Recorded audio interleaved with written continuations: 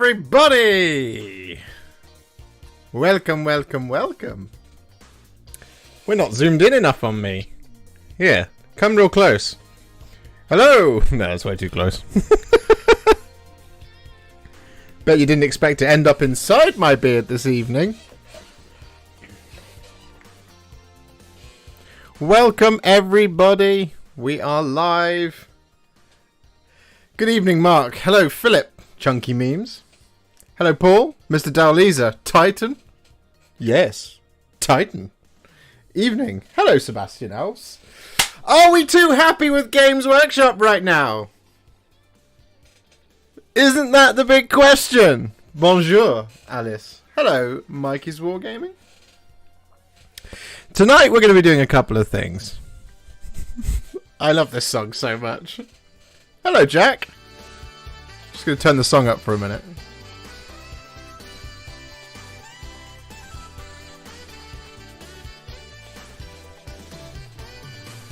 Tonight we're going to fill you up with some joy. That's what we're going to do.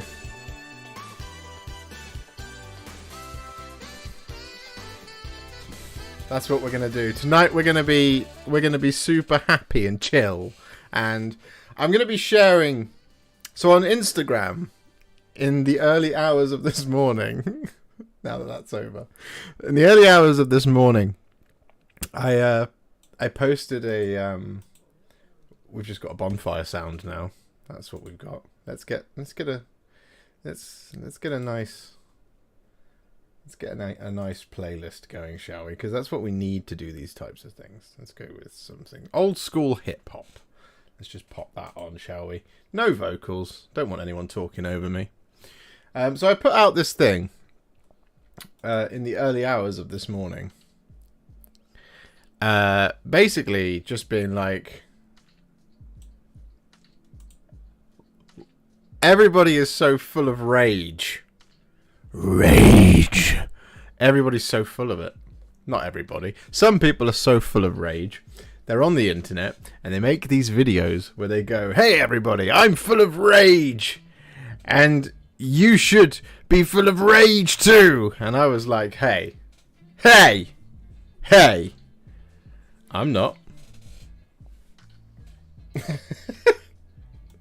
the most timid response to anything ever. But I was like, nah. We're not gonna have this anymore. So what I'm doing, guys, is I'm gonna make a bunch of videos like this, a bunch of streaming type videos, and I might even make some actual video, some VOD content as well. That I'm trying to infiltrate. I'm trying to infiltrate the rage YouTube clickbait cycle, so that the goblins, if you will be like, "Hi, it's another video all about how bad Games Workshop is. I can send this to my friends in the WhatsApp group." And I'll be like, "Haha, joke's on you, because this video is all about how great it is." And I've got in my phone here, I have a number of really lovely, compelling, wonderful tales that I would like to share with you, of things that people have sent to me, to show you that no, not everybody is full of rage out there. In fact, it's just you. So we're going to be doing that, if you don't mind. I'm going to also be doing the world's hottest content, everybody's favourite. We're going to be unboxing this bad boy. Because this is all part of my story, you see. This is all part of why I love you. And why you love me. No, but this is all part of it, right? So there you go, you can see it. Warhound Titan, Mars Alpha Body. It's here. Yes. We have our... Oh god, it's all going wrong. What happened? We have our Warhound Titan. We have our Mars Plasma Blast Gun. And we have our Vulcan Mega Bolter as well. So, I need to put this down because I'm weak. My arms can't hold it.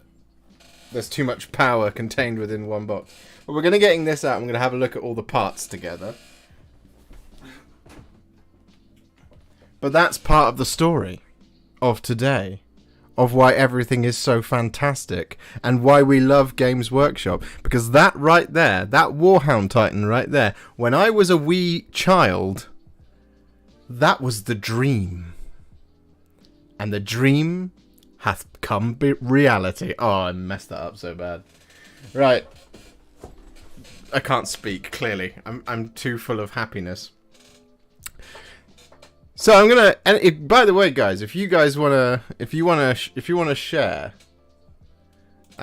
some of your favourite stories and moments from your times in Games Workshop in the chat, please do so. And of course, do leave a like on the stream. It lets YouTube know that you like this, and it gets more people in here, which would be awesome. So I'm gonna begin. Lag. Or just me. I'm not seeing anything my end. I haven't dropped out for a change, which is nice. Anyway. So I put this story out on Instagram asking for people to send me their stories. I'm going to read a couple of them out. I'm going to tell you some of my favourite moments. And then we're going to unbox the Titan. That's what we're going to do. That's the agenda. If you guys are game, hang around. Awesome. Mr. Dowleza says, all good here. Right. So, let me find the first one. Here we go. Where hath thou gone? This is riveting content, I understand that. There we go. I've got it. What Titan or type? It is a Warhound Titan. It's down there. I'll just show you this. This is the easiest box to grab. It's a Warhound Titan, Darius. We have it here. Ready to unbox. Right. Feel good story number 1. This comes from Jimmy. Jimmy sent me this. This is why Warhammer's awesome. Hey man. Brilliant idea. Thanks. I'm a frontline doctor in the UK and head and neck surgical trainee. I've always done Warhammer, but got into Middle-earth seriously again during COVID as a way of de-stressing in life. For me, Warhammer has been a lifesaver in that regard.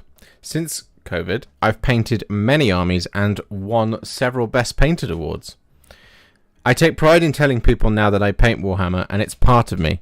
It helps me relax, focus in my clinical and surgical skills, and be creative and artistic. Warhammer did that for that man. I read that and I was like, man, that's so cool. You imagine using painting as a way to practice your scalpel movement? Thank you for submitting that, Jimmy. I really appreciate that. That's really, really cool. Warhammer. Mini Painter 82 got in touch and said, I'm a very average painter and fell out of love with the hobby in the 2000s because the metal miniatures did me no favours and I used to get frustrated. The newer miniatures and the paints now mean I can achieve far better results and that makes me loads happier in myself. There's those new products that Games Workshop makes all the time that are apparently so awful, but that brought a man back.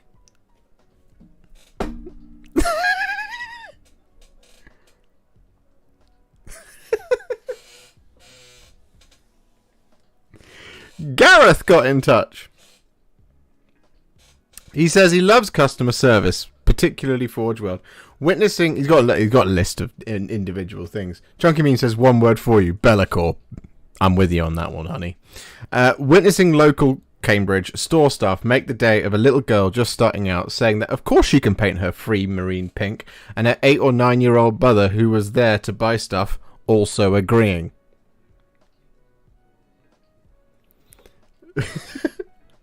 What's flipping the bird for? I agree with you, Chunky Memes.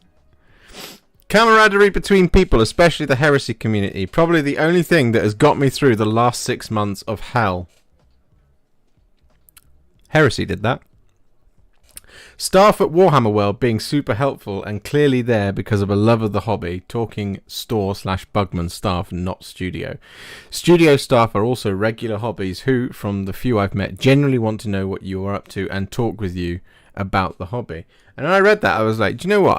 I've had a lot of hobbies in my time. I've played a lot of sports. I've bought a lot of stuff in general, and there is no business that I've ever encountered in my life like Games Workshop, in that they're genuinely interested in what we seem to be wanting to. They seem to be, at least, seem to be very interested in what we're doing. They will generally resolve any customer service issue that they can. I had it very recently. I had it with a Jagatai Khan. In fact, the Jagatai Khan that you saw on the video is a consequence of 2 Jagatai Khan kits. Now, mine was missing a piece, a very small piece, but a very important piece. It was missing one of the little medallions that go on his chest. You see, that was really annoying to me. So I messaged Forge World and I said, look, I'm missing this piece. And they went, no worries, we'll send you a new one. So I thought they were just going to send me the bit, and they sent me a whole Jagatai Khan. So I was like, oh great, I only need this one medallion.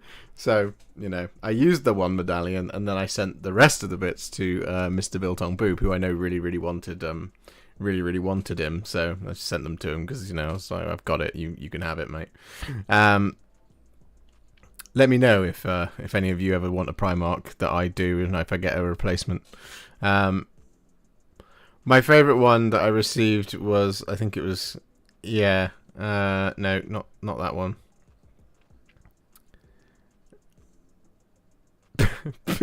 People think it's terrible? I must be living under a fun rock. I like that a lot. That was from Ryan.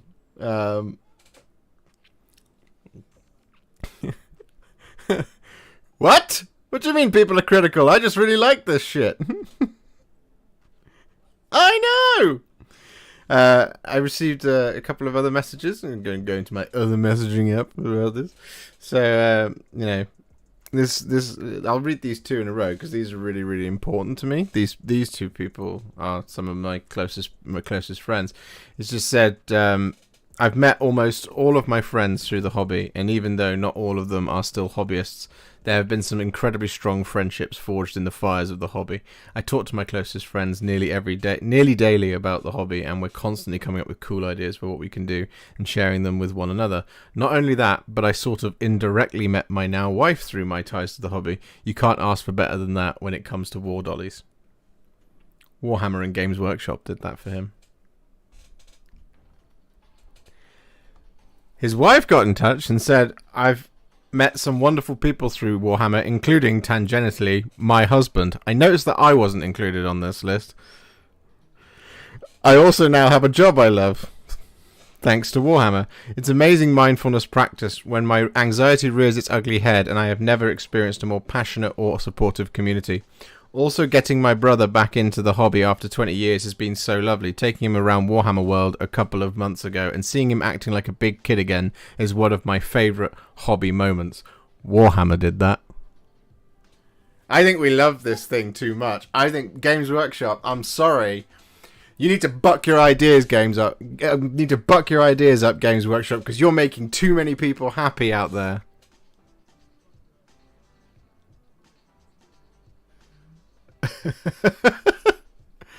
I've had it up to here with you, Games Workshop. How dare you make everybody so happy, including myself? How dare you, as a business, provide a hobby that I have turned into a job, and I've never been happier in my own skin. How dare you? Where do you get off? Huh? I'm bringing the energy tonight, guys, can you tell? Like the stream if you're enjoying it.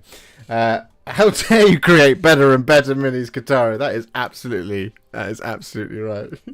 Mr. Cocker says this is the positivity I'm here for. AOSI says, short story, daughter got really ill. I was late 40s, hopeless. Started painting Space Marines as I painted when teenager.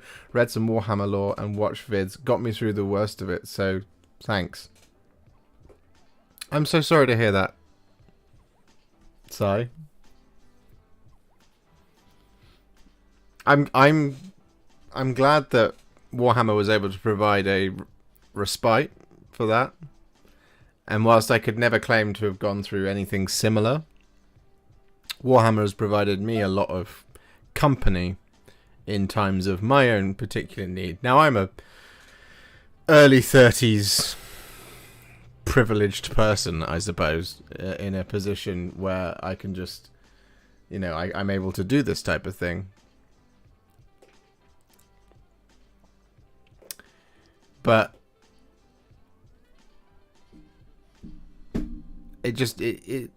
I love that it can be there for us during this time.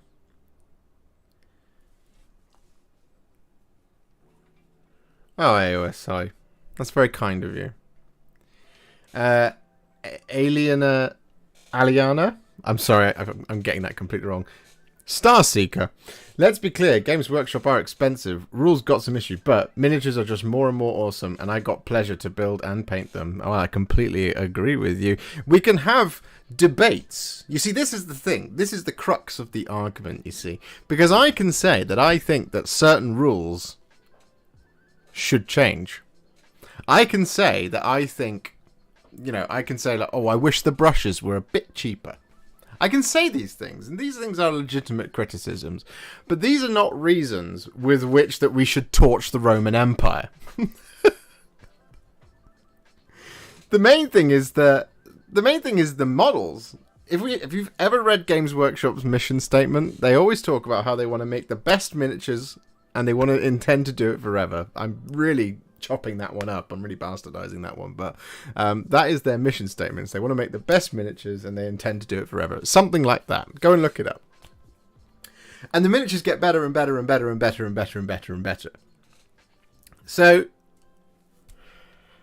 I don't understand how we can sit here and just be like, everything's terrible. Because it's like, well, it's not. Because look at the models. They're great. They're fantastic.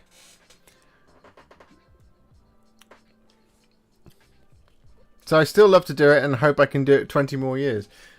I hope you can do it for 20 more years. I intend to do this forever. Chunky memes. Oh, I did see your message. Sorry, I'm going through the chat one by one. I'll get to it in a second, Chunky memes. I will be able to tell you what my favourite miniature in the world is. It's a Land Raider. Well, this might sound like a bit of a simp, but AOS and 40k I started about 3 years ago, and I found your channel, hence this community, which I am very proud of to be a member of. I'm very proud to have you as a member of my community, Katara. Not simpish at all.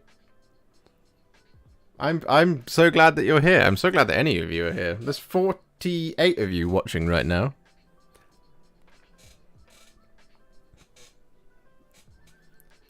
It's like I'm holding court. Hello all you sexy beasts. Hello Mr. Biltong Boob.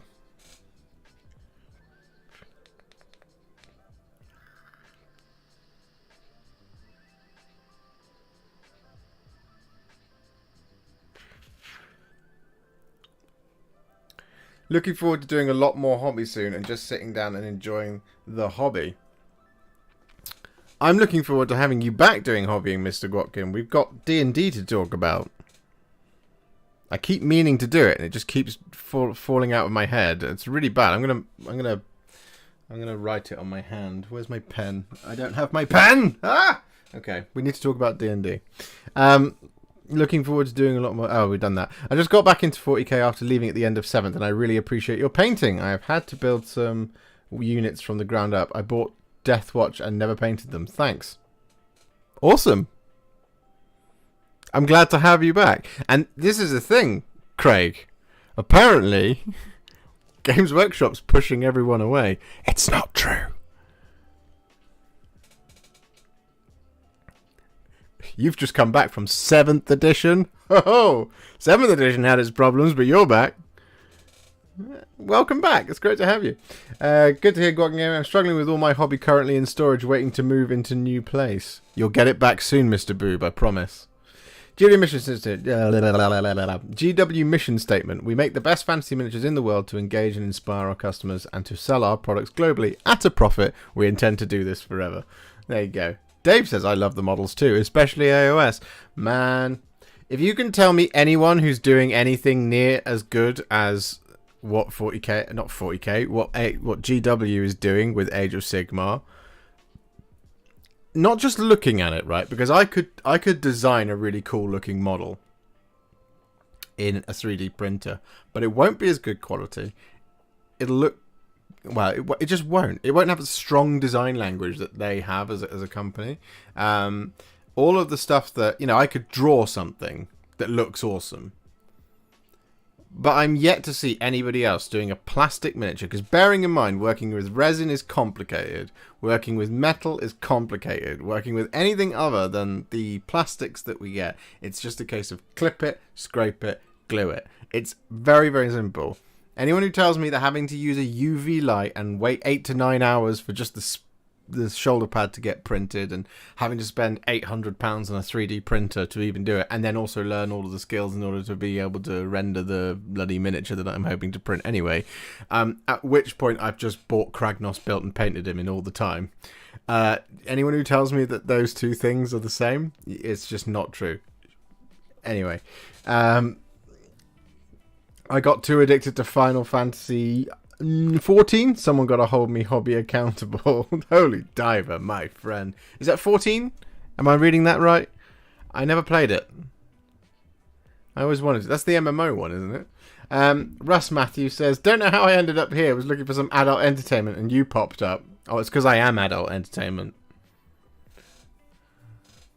Let's get 50 likes, says Chunky Memes. Let's get 50 likes. Let's do it. Let's do it. We've got 31 so far. Let's.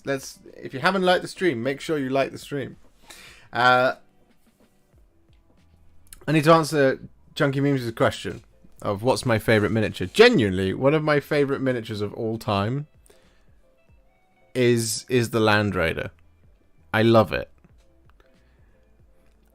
I think back to the times of when I used to collect like tactical marines and stuff, and scouts. I used to have a lot of scouts, because scouts were cheap. It used to be like 15 quid, and you got like 5 metal ones, and they were random. So you ended up with a bunch that looked the same by accident. The Land Raider was always this big, imposing kit next to them. I now own a Land Raider. It's my favourite model. I haven't painted it yet. I need to. I just need to give it the time that it deserves to do it.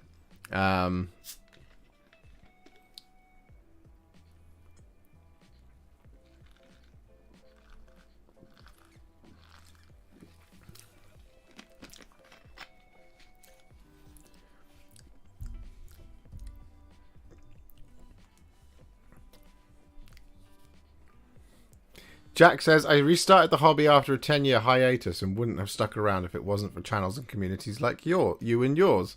That's very, very kind of you. All we ever do is talk about how amazing it is.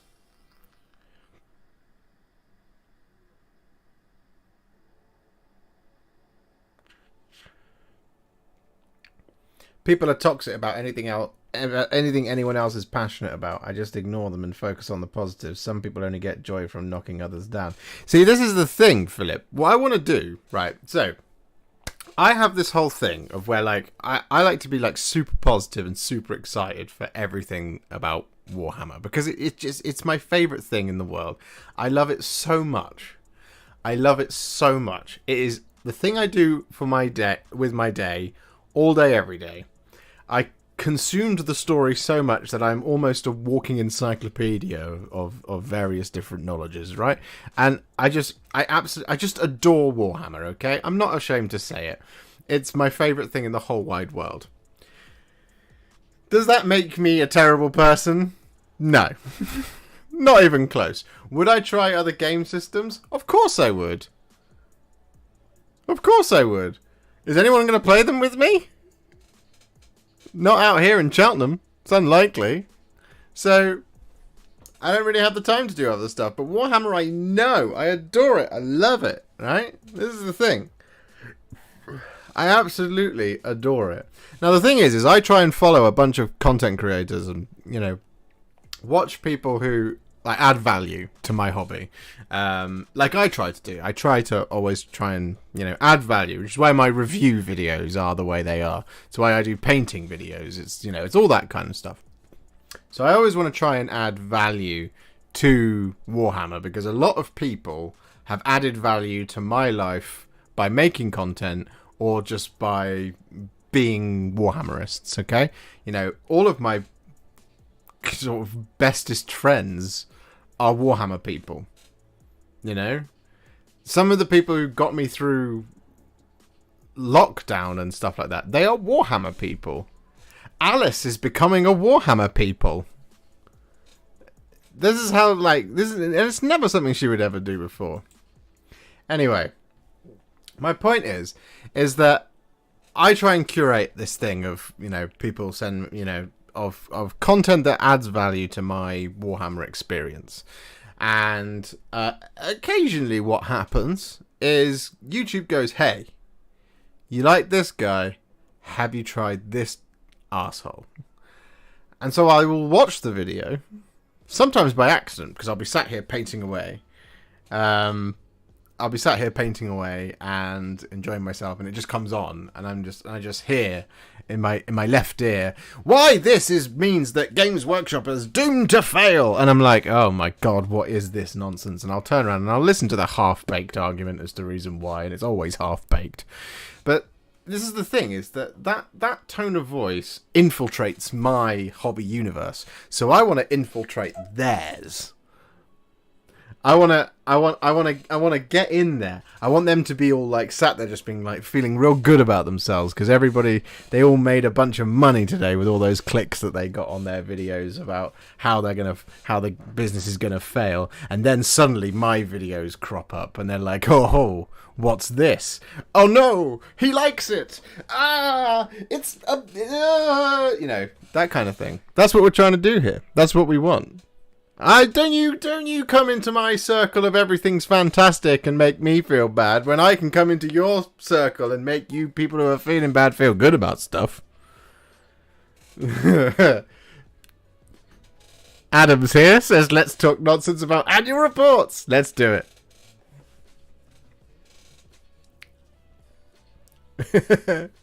I'll get back to reading the chat. Don't fall like I did. Okay, Holy Diver, I won't. I promise you, I won't get into it. I'll just see how much it is on Steam. No, I'm joking. Look at that beard, very adult rating. I've come to fix your plumbing. I could be the pizza delivery guy with the gigantic beard. Check me out. Is there a miniature in 40k at the minute that you think desperately needs updating? There are a few that I would love to see what they could look like with the new design language. Katara's going to be very happy when I say this. A lot of the Skaven, I would love to see AOSified Skaven. The ones that we've seen, like the Deathmaster and the Assassins, for the Clan Scryer ones that we saw in the Underworlds, that would be awesome. They really need a good update. I really like all the Eldar updates that they've done, so I would just like more of those. They would be awesome. That's something that I would like to see happen.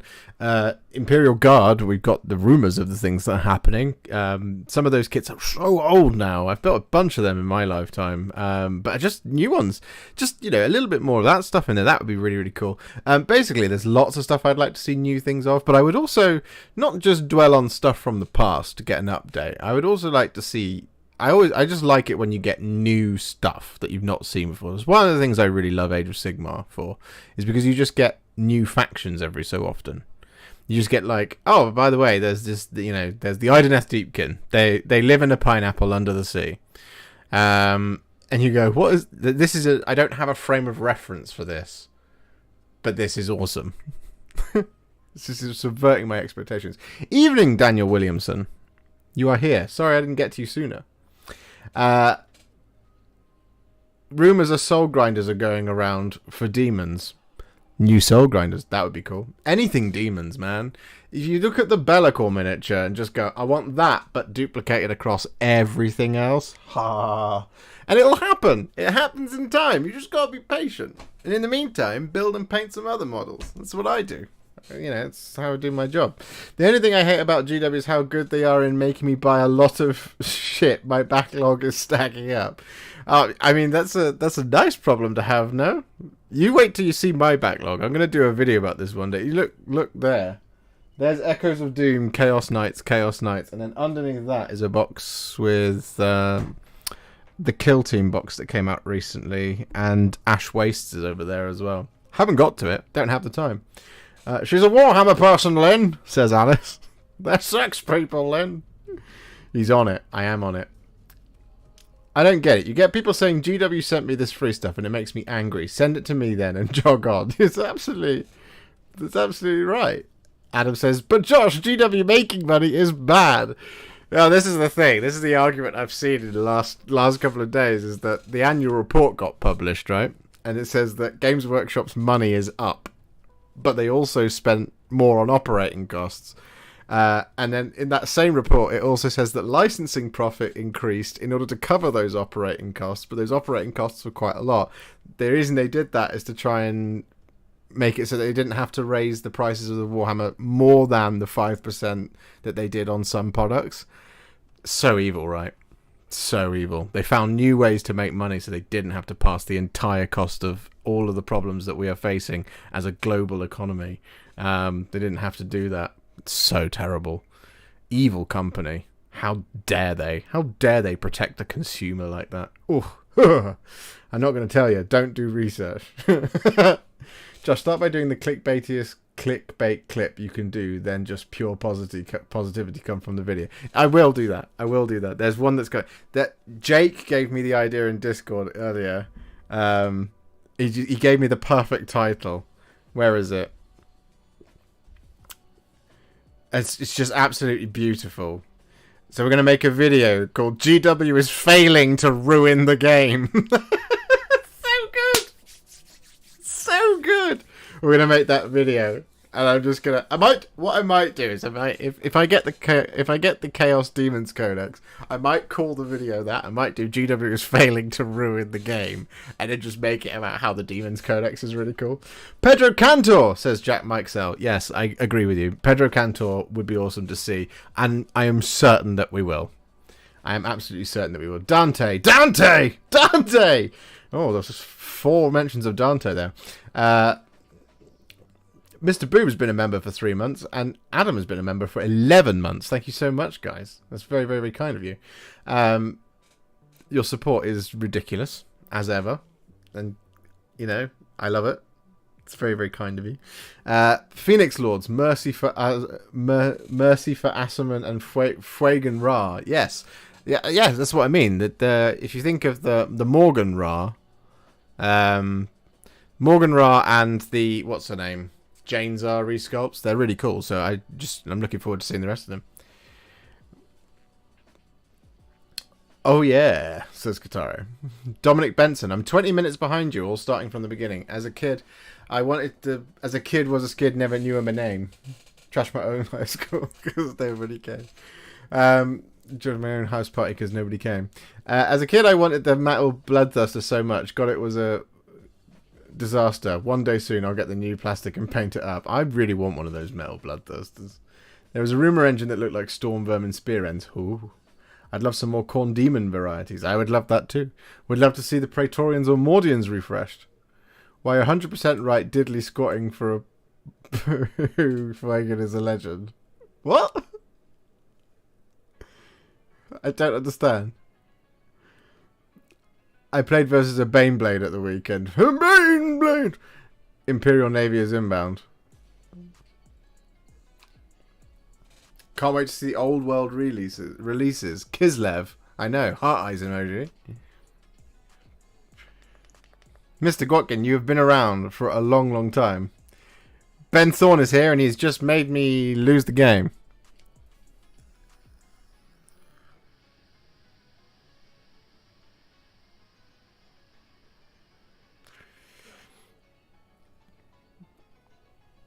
Quick question. Can I field a 40k T-Suns army using only Horus Heresy stuff? Yes. I don't know what Horus Heresy stuff you can use in 40k. I don't know if you can use I don't know if you can do 1,000. I mean, you must be able to because you can do rhinos and things. So stuff like the Spartan and the Kratos you could probably use as heretical Astartes for the Thousand Sons. The Mark 6s, Mark 3s, Mark 4s you could probably use as Rubric Marines, although they're not really Rubric Marines. You might have to do a little bit of... Put some Thousand Sonsy heads on them. Terminators might be tricky because they're not loaded out the same, but if it's a proxy, it's probably okay. I don't know. That would be one of those questions that you'd have to ask a local TO if you wanted it for. But you probably could get away with it. Worst case scenario, you just call them the 5,000 Sons. At the moment, Chaos has no rules for the Kratos tank. Well, there you go. So you couldn't use that. People rage about Games Workshop building a new factory in the UK before COVID. Never understand why. Yeah, it's bizarre, that one. They did that so that they could make more stuff to send to more people. Because the demand is so high. See, this is the thing.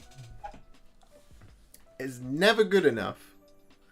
So, like, the limited run on some box sets, for example, like really popular boxes that they knew was going to be popular, and people got upset that they couldn't get it, right?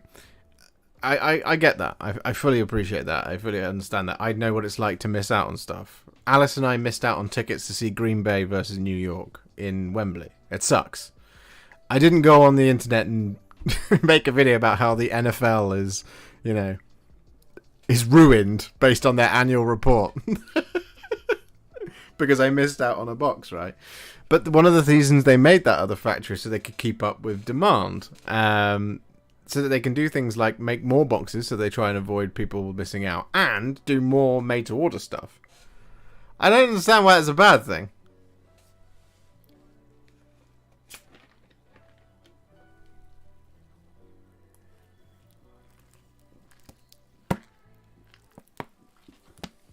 The NFL is failing!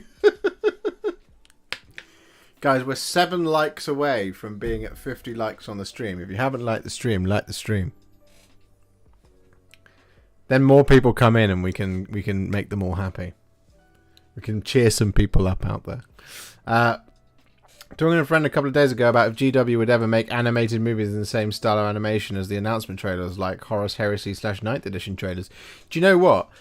The way that stuff happens... is if things like Warhammer Plus are successful. Which is that kind of thing of, if you want to see stuff, you've got to let them know that you want it.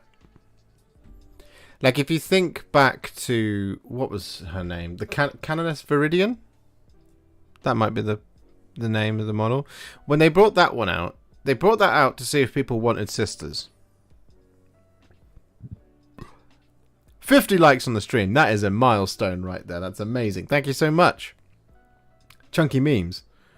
We've got 50 likes.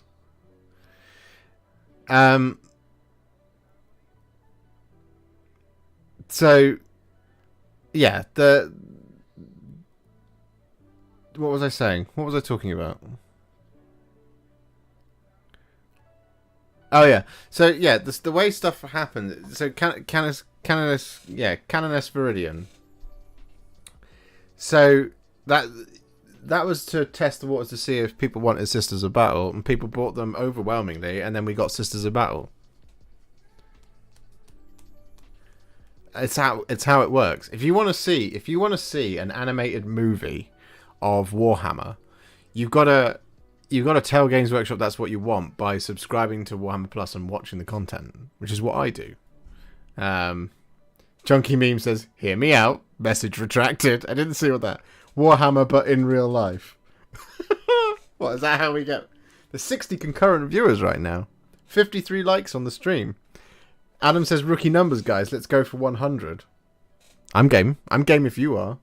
Get your friends on. Get everybody in here to hang out. We're going to unbox the Titan in a minute. That's going to be exciting. The only way for us to be happy with GW is if everything got a refresh.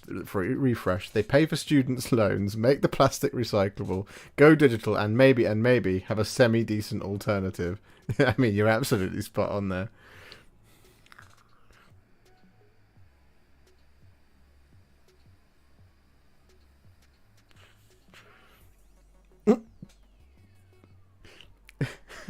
Stop setting reasonable goals, Chunky Beams, says ADL Wargaming. What would be your idea for a new faction in 40k? AOS has lots of room to add stuff, but 40k seems a bit limited. Not talking about those new squats. Haha. So I actually talking about this the other day with a friend of mine. I'd tell you exactly what my new idea for a faction would be. It would be basically Slaves to Darkness.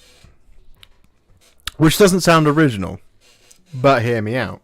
We've got Chaos Space Marines, and as part of Chaos Space Marines, we have Chaos Cultists. Now, within Chaos Space Marines, what they've done is they've done things like, you know, the new Chosen are really cool, the new Possessed are really cool. We did see the Exalted Possessed in the past as well. They were really, really cool. What I would like to see is basically the Mortals get their own codex. So, like, Traitor Guardsmen, a bigger expansion of the Cultists, because the Dark Commune is brilliant. I'm really excited for the new, what they called, Accursed Cultist. I'm really excited for those. But having like a proper, you know, proper traitor guard, like the one we've seen in Blackstone Fortress and the one that we got in Kill Team, having those specific sets would be really, really, really cool. But just seeing like, you know, we've got a Chaos Space Marine, right? We've got a Chaos Space Marine. He becomes a Possessed Marine if it kind of goes well. If it doesn't go well, he becomes a Chaos Spawn. We've got a Chaos Space Marine up to a Chaos, right? Let's say that's the thing. That's the progression timeline. Well, what's it like for a Mortal? To go up to being...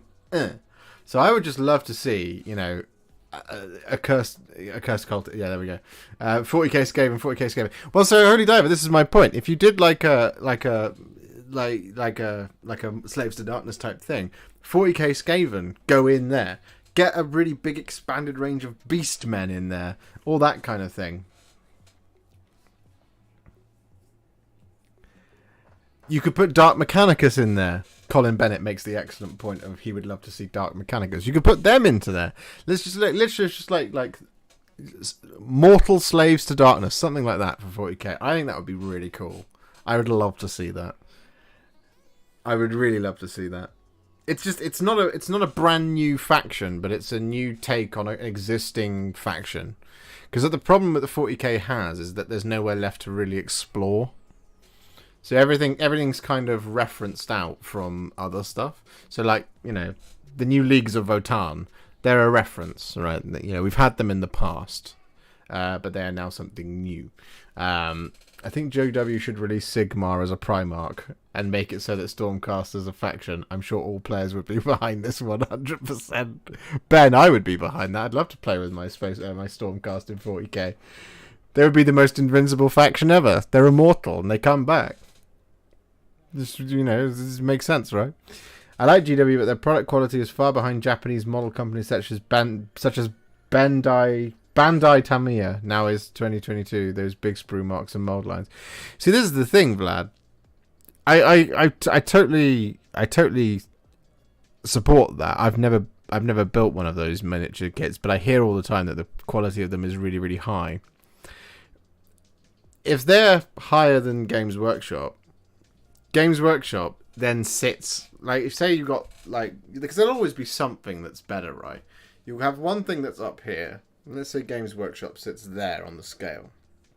Let's say, I'll trust you that the Bandai stuff is better up there. You've then got everything else that's down like this. And it's not just aesthetics. You can't just you know, be like, well, I prefer the look of this thing over that. It's like, no, well, aesthetics is part of it, sure, but like, if you think of things, if you think of something like the Light of Eltharion, that's a hollow miniature. Who else is doing that? Codex Dracaro.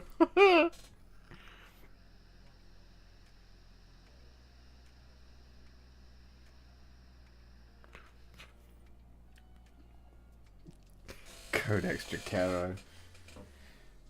The Crave, or, and hear me out, the Crave. I want this thing that was referenced, the Hrod. They've been mentioned before once. They're a swarm. Put that on the tabletop. Do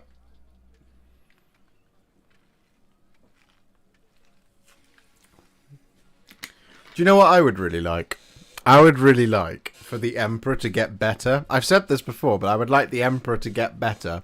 For him to walk off the Golden Throne as a brand new Emperor and just be like, Daddy's home, sugar.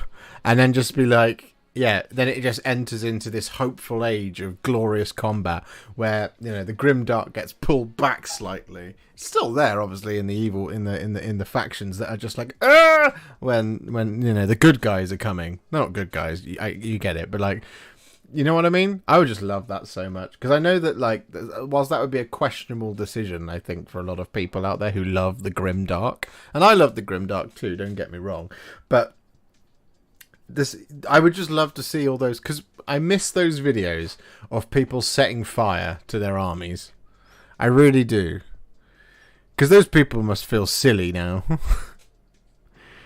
There's one of the ones that, I think it's the Dark Elder, the famous one, where he's like, there's no points, so I'm going to set fire to this, and then they release points. Where all of his stuff was playable. It's like, ah, man.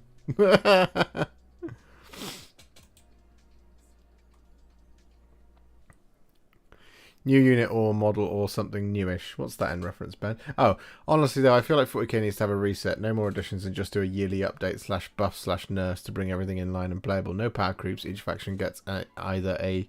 Yeah, okay, yeah. No, hear me out. The Emperor has to die so Chaos will run more rampant. However, he will be reborn since he is a Celestial. Yeah. Bandai's kits are more engineering based and aren't sci-fi or fantasy designs. That's fair. Emp just looks out of the window and just says, ew, cringe, then goes to bed. Nothing else would happen. We just get a new model of Emp sleeping in bed. And it would still be the most powerful miniature in the game. Bandai is truly the best quality plastic miniatures, but they have been doing it for 25 years longer. Ah, well, there you go. Right, guys. Do you want to look at this Titan? Should we do that together? Because I'm going to tell you a story as I open this Titan. This story is going to be all about how my life got turned upside down. And I'd like to take 15 minutes.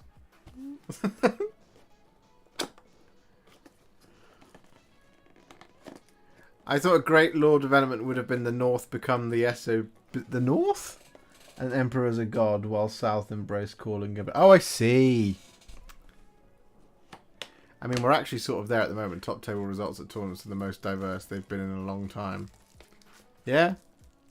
That's always going to happen towards the end of the release schedule, right? So, guys, this is the first thing. This is the Vulcan Mega Bolter. It's the first thing we're going to open. Here it is.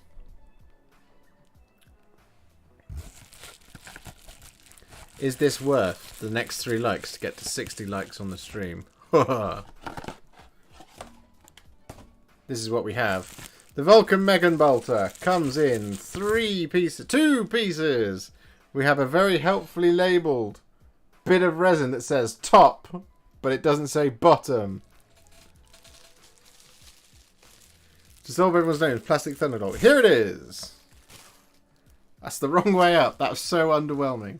Here we have a Vulcan Deep Throat Warhips. I don't know if you guys want to see me die on stream, but, you know, I mean... I can, you know... No, I'm not going to do it. I'm not going to do it. Here we have it, then. Would you guys like me to do this, like, as a size comparison? Would that help? Would that help you guys? Would that help you get excited? I need a frame of reference. A Space Marine. That'll do. We have a... Let's use a lawyer list. Come on now. We have an Imperial Fist Space Marine. Ben. My goodness me. So here we go. With that kind of action, then you've got to pay. Yeah, that'll go on my other platform that I haven't made yet. This is an Imperial Fist. And this is a Vulcan Mega Bolter. Now, he wishes he could carry a Vulcan Mega Bolter. He wishes, because they love their bolters, but, you know. Brrr. There we have it. Vulcan Mega Bolter. And we have this. They're actually in reasonable... This is in really good shape.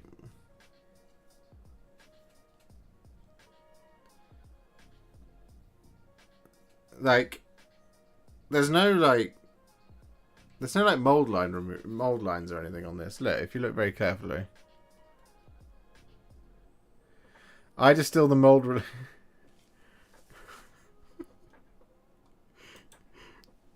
It's almost weird, guys, how much you want to see me naked and put stuff in my mouth. Let's be honest.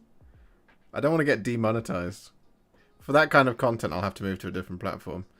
If you look at it, Sidetrack says, I distill the mold release agent and drink it like moonshine. I have 3 months left to live.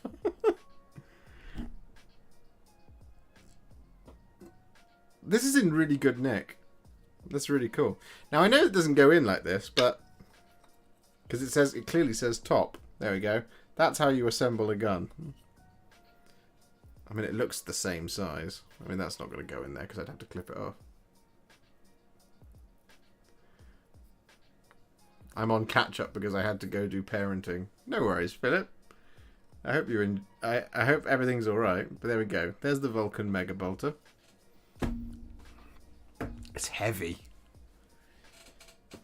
Let's do the Plasma Blast Gun now, shall we? Now, the Plasma Blast Gun comes with a baggie.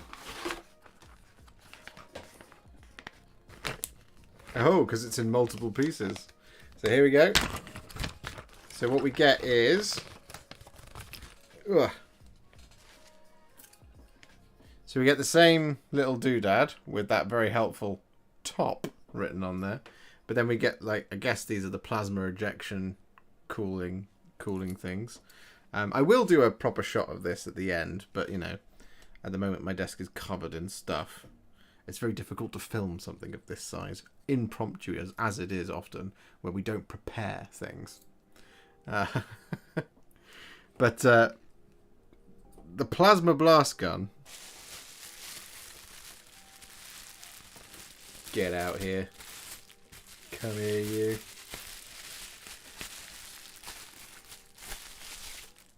Oh.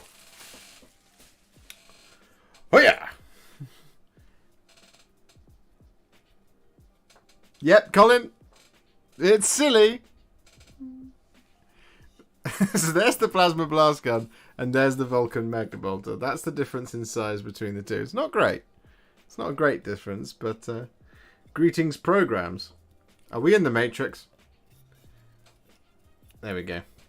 So where do these doodads go on here?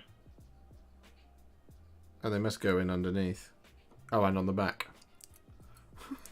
I'm a fool. I'm a fool. Is Forge World resin significantly better than Finecast? I'd say it is, yes.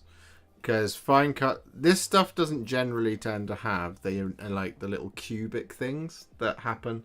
So, like, for example, if this was Finecast, so there's no like runoffs here. If you look around here, there's no like things in between the plasma coils, for example. So it's already much higher quality than Finecast. Whereas a Finecast model, it'll have just like the strangest like bits of runoff and sprue on it, kind of thing. Just in order for it to work, I guess. We're in Tron. These are really cool. Again, reference for you. Here we have both the weapons. Here we have our Space Marine. There's your size comparison. Controversial positive opinion. I quite like Warhammer Plus. I like Warhammer Plus too, Dominic. I enjoy it. I enjoy the content that's on there. Ah, how terrible are we? God damn you, Games Workshop. Doing content that we like and making us pay for it. Pah. Awful. Do you know what my favourite thing about Warhammer Plus is? My favourite thing about Warhammer Plus is that they were able to employ people who make animations and love making Warhammer animations. So what you're paying for is basically the Patreon salary of the people that you supported when they didn't work for Games Workshop. So actually, you should support Warhammer Plus if you ever thought about supporting someone like the Astartes guy or anything like that. 60 likes achieved. Our achievable goal has done. That was amazing. Where's the banana? I don't have a banana, Ben. I have oranges, and I can't put oranges next to this. That will look the way it looks. Hello, Daz. How are you? We have our guns out.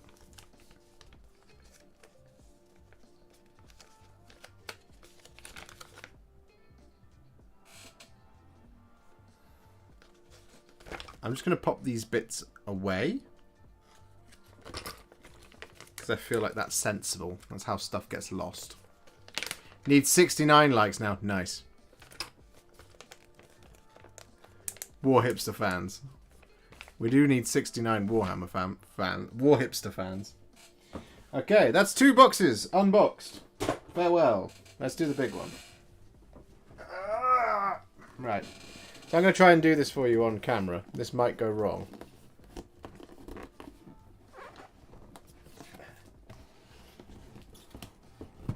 Oh. This is professional content.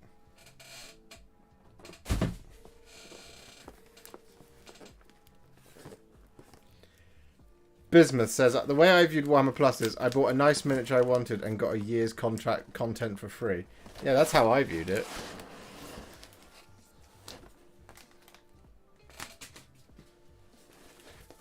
Official documents enclosed within here. So this Titan is going to be hand painted. This Titan is going to be hand painted, Daniel.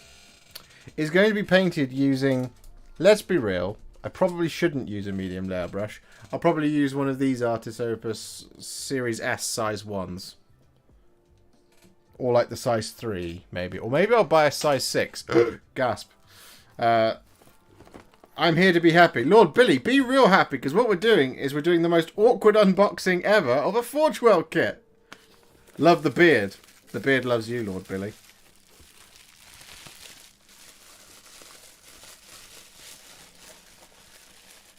Then they need to hire the Emperor with a text-to-speak chat pronto.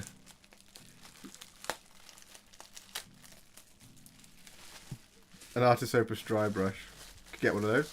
Should I chat to Byron and see if he'll send me brushes for this? I've already spent 500 quid on a Titan.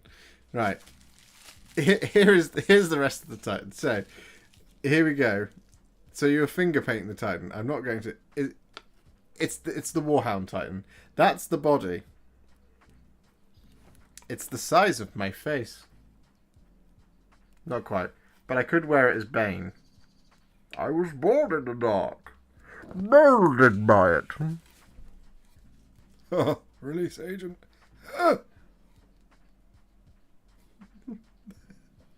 When first I saw the resin, you was blinded. It's a big bit of resin. So that's the roof canopy. You see? Goes on the top. We have a bunch of bags in here. We have 1. We have 2. We have 3.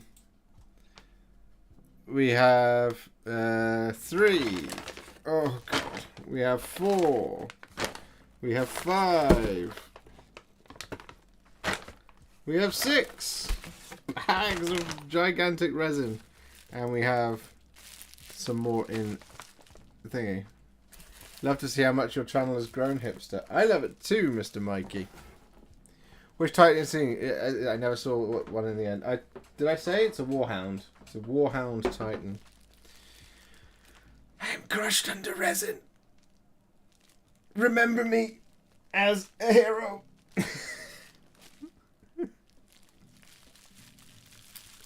Let's get into it.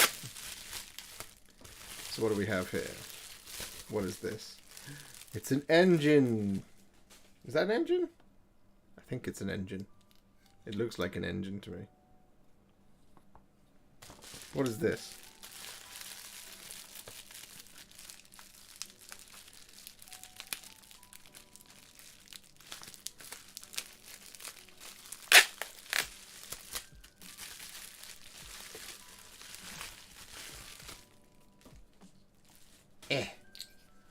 Okay, so there's our 2 engine blocks, right? So they look like they go like that. Yes. So they go on either side of something. I could look at the instructions. My friend calls you Warhammer Jesus because of the beard and long hair. Not gonna lie, it kind of suits. I would never proclaim Jesusness. But I'm okay with you spreading it.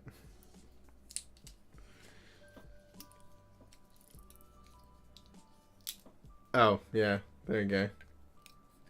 So this doesn't go like this because there's something that goes in between them. But there we go. That's what these bits look like.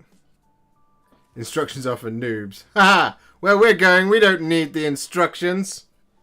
We're going to hell, baby. Right, we'll just pop these down here for the moment. Right, what else have we got here? See, this is what I mean. I think this right here.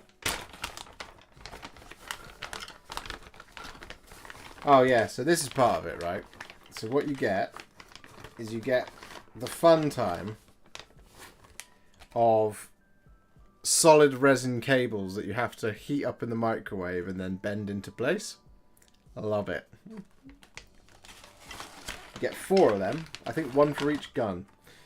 Quick question. Are you short-sighted or far-sighted, Warhips? I am short-sighted. So I can't see stuff from far away. But if I do that, I cannot see the chat right now. I can see this, but I cannot read the chat.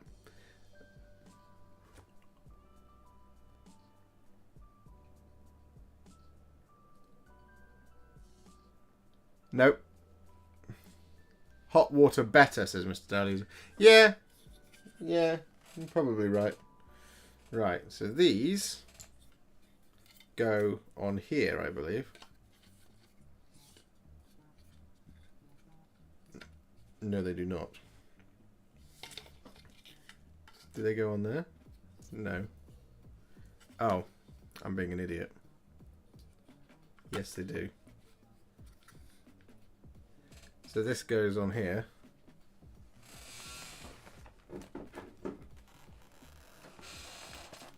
This one goes on there. You see how that goes?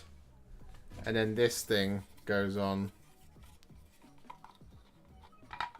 there.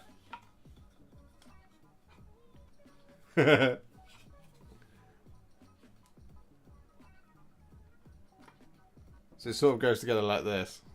It's already bigger than my face. Heating and bending followed by gluing.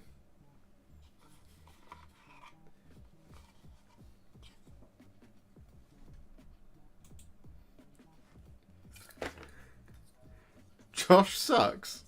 That's kind of you, Junkie Memes. I thought we had a rapport. I thought we were friends, man.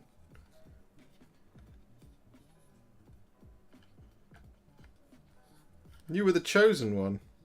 You were supposed to bring balance to the live chat, not leave it in darkness.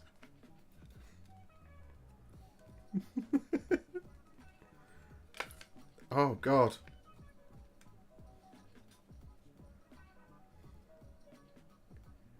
Nice glass cases there behind you. What's in them?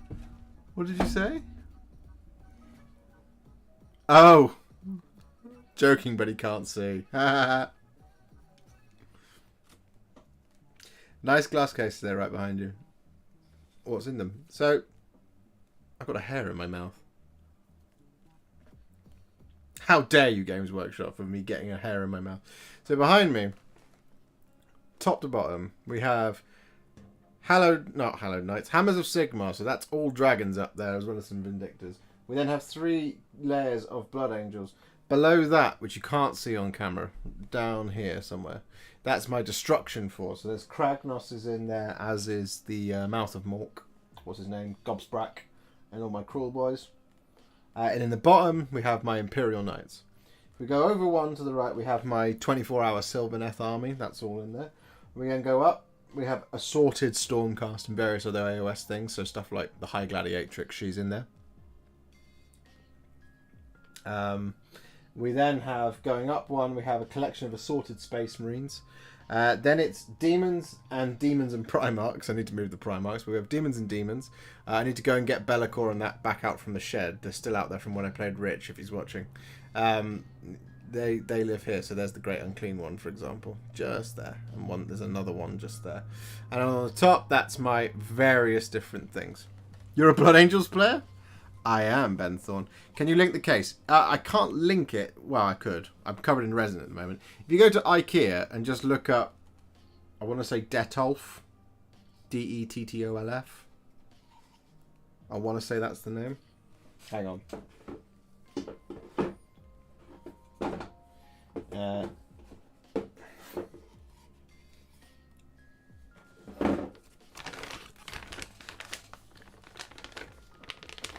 Blood Angels player got top 10 at my tournament at the weekend. Yeah, Detolf. Yeah, these guys are spelling it out for me.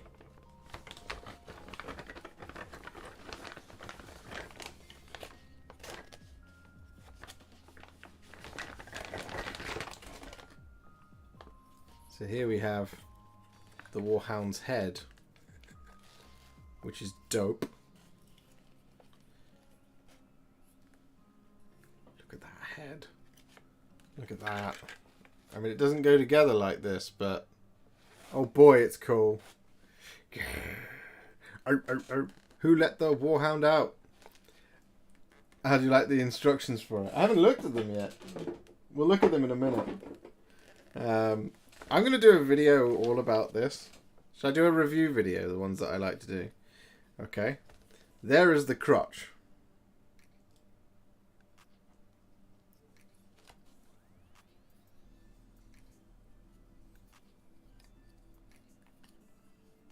I believe this is where the weapons go.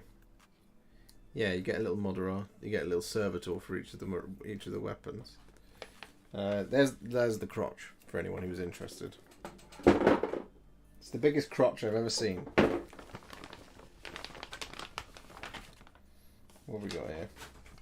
We have a door, an Imperial door.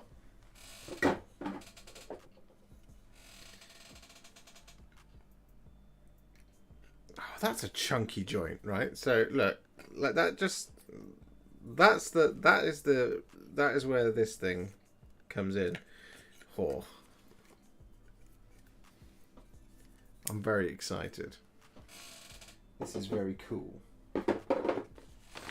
That looks like various things like pistons and things. So I'm not going to get all of that out. Oh, it's the heads and the bodies for the Moderati and probably for the what's he called? The engines here. Oh,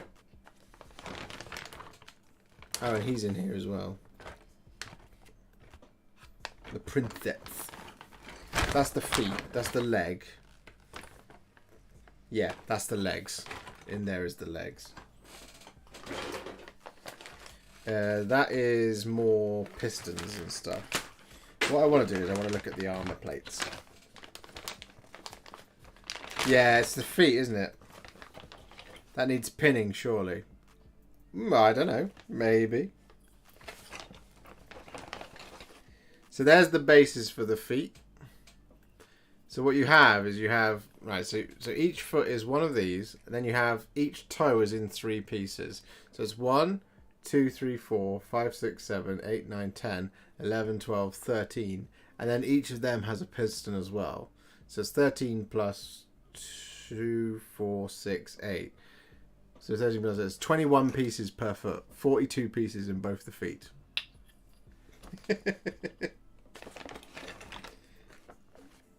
42 pieces for the feet. 1 for the shin.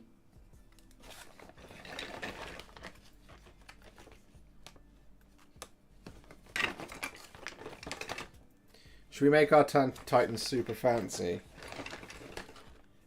Because you can make him super plain, clearly, or you can make him super fancy by the looks of things. So you get the option, I think. By the looks of it, it looks like you get the option of you either get the sculpted ones, or you can go for plain. I might just go for 2 sculpted ones. It'll make painting it with a brush easier. Yeah, because that bit there, easy to do with a paintbrush.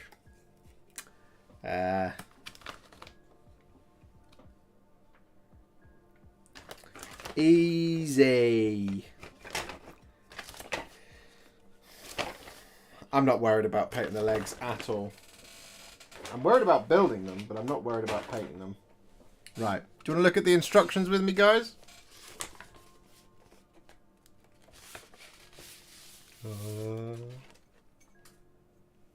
Okay, something important just dropped out.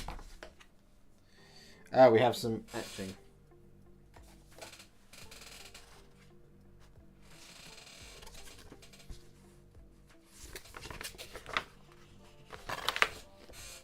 Just the one?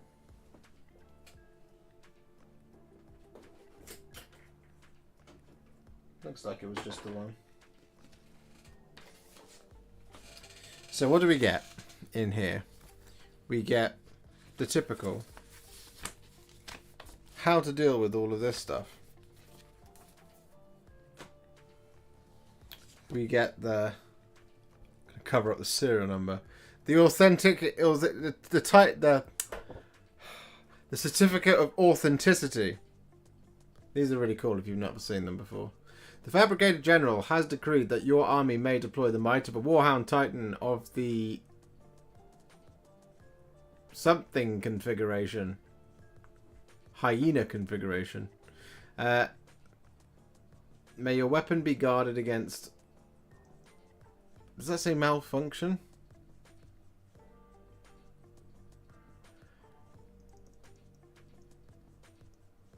Is your soul is guarded from impurity. As your soul is guarded from impurity. The machine god watches over you. Unleash the weapons of...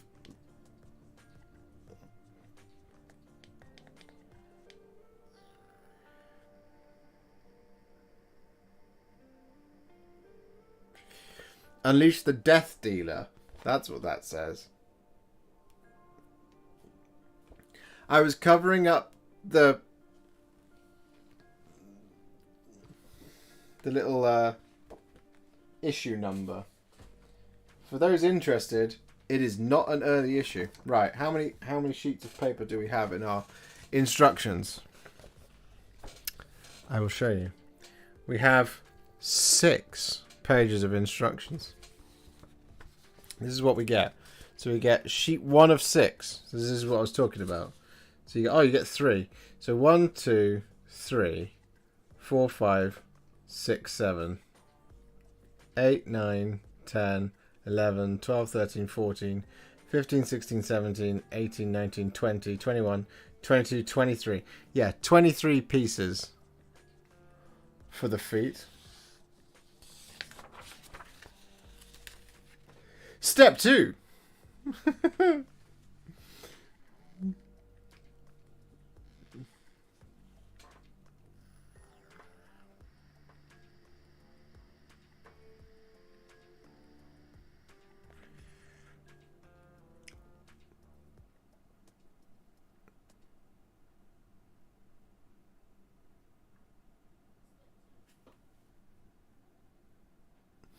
Makes sense? Sheet 3 of 6. Oh, I was guessing completely right.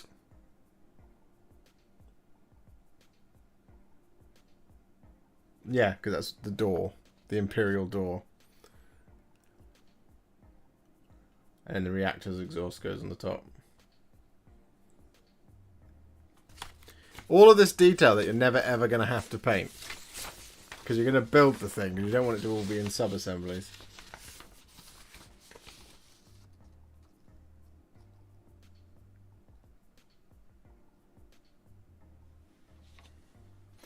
The empty chair can replace the chair with the princeps if you do not wish to have the crew in your Titan, or wish to create your own commander. Your next 24-hour stream should be an assembly stream for the Titan, says Jack, who has been a member for 10 months. That's incredible. This is the thing I love about you guys. You guys come and you stay. It's just amazing. I believe you can do... You can gift memberships now, I believe is the thing. Gotta go, kids. See ya. Thank you very much for hanging out, Chunky Memes. Thank you for getting me to 60 likes. 3 more and we get to 69 likes. Nice. We're on 66.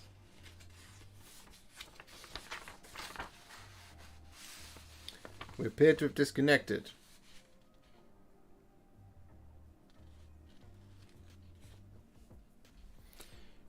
Boo boo boo boo.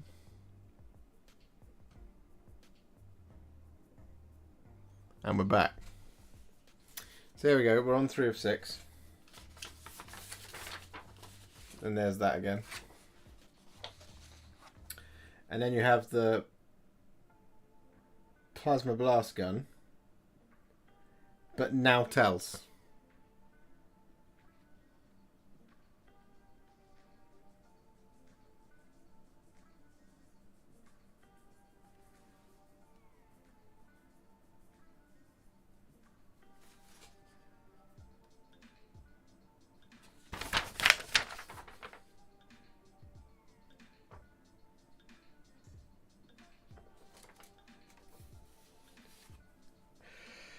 And that's what it looks like.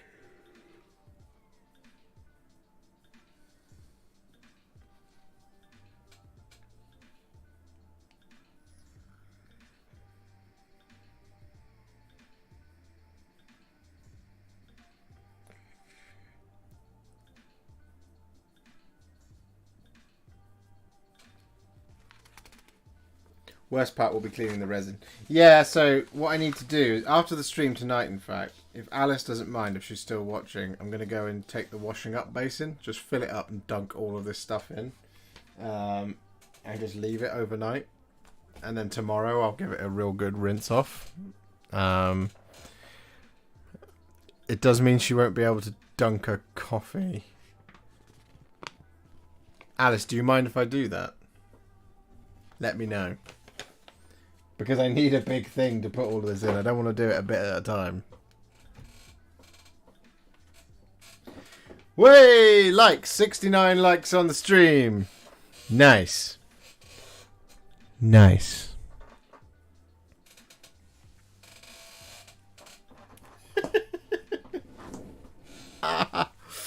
Been sat cross-legged for too long. Right. I'm going to read some more stories.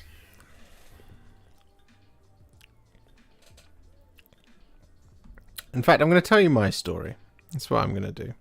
Because I haven't told you my story, and I said that I would tell you my story. Because my story is important. Not my middle-class washing up bowl. Yes, you're middle-class. You could probably take it in the shower with you. I don't have a bath, Mr. Dowleaser.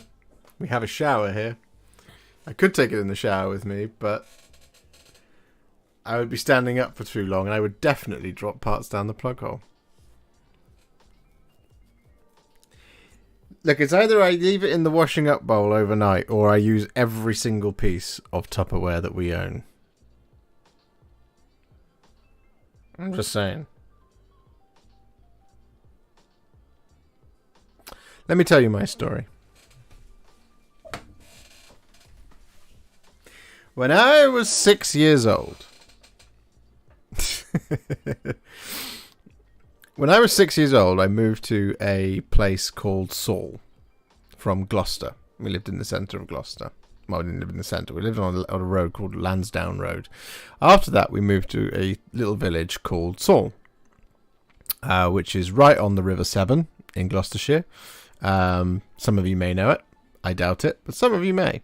If you've ever been near that way, like Stroud or whatever, Frampton-on-Severn is the closest village. That's where you moved to. So I was there when I was 6 years old, and I remember it because my older brother met his school friends, and one of them was into Warhammer. And as a consequence, I liked the look of it. So my mum bought me a copy of White Dwarf, a long, long time ago. A copy of White Dwarf that had a metal Necron in it. And I loved it. That free metal Necron, when the Necrons first arrived, that was where it all began, when I was 6 years old. I am now approaching 32. 26 years. Now, as most people, you don't do it all day, every day when you're a kid. You know, you want to run around outside, you know, when you get to sort of 10, 11 years old. But yeah, I was just into it. My older brother was into it for a little while. But then it wasn't really his thing. So I, did things like Airfix with my dad, because my grandpa really liked it as well, and my uncles, they did scale models as well when they were kids. I just really liked it, that kind of thing. So I built things like a Spitfire or a Messerschmitt. Well, I didn't really do it. My dad did it with me sort of helping, but not really. Those are some really treasured memories I have of modeling from a very, very young age. But Games Workshop was always there in the background. It was the cool thing. It was it was the other thing to do.